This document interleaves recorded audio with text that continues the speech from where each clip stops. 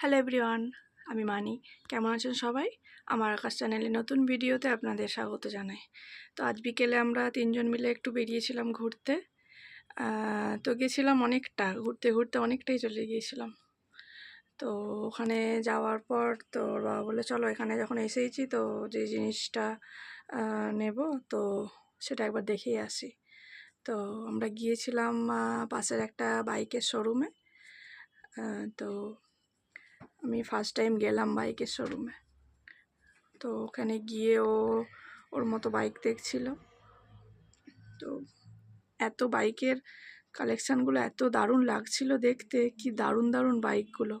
এই সুযোগ আমি একটু বাইকের ফটোগুলো একটু নিচ্ছিলাম।